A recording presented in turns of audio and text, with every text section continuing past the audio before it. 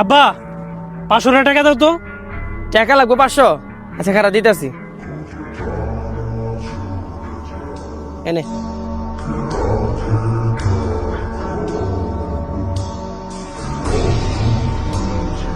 আব্বা টাকা দাও তো 1000। কিরে, তোর না কালকে 500 টাকা দিলাম, ওই টাকা কি করছস? ওইটা আমি একটা কামে খাটাইছি, দাও 1000 টাকা দাও, লাগবো। আচ্ছা ঠিক আছে, এলো।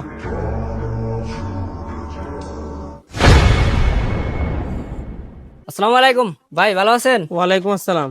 আপনার শরীরের কি অবস্থা? মোটামুটি সুস্থ তো? আমি তো সুস্থই, তুই আবার কার কাছে কি শুনলি? কি কন ভাইস্তা আমারে কইলো আপনি নাকি অনেক অসুস্থ, আপনার হাসপাতাল নিয়ে যাইবো, এই কথা কয়ে আমাতে 10,000 টাকা নিল। কি করছ তুই? আমি তো এই ব্যাপারে কিচ্ছু জানি না। খারা, ওর আজকে পায়ালই, ওর আজকে খবর আছে। বুঝলাম না কিছু।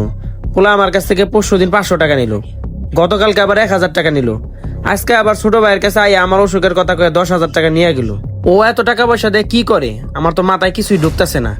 দেহি ও কই আছে, পরে পায়ালই তারপরে জিগাম ও এত টাকা দিয়ে কি করে। পুরো ভিডিওটা দেখতে চাইলে এখানে ক্লিক করুন।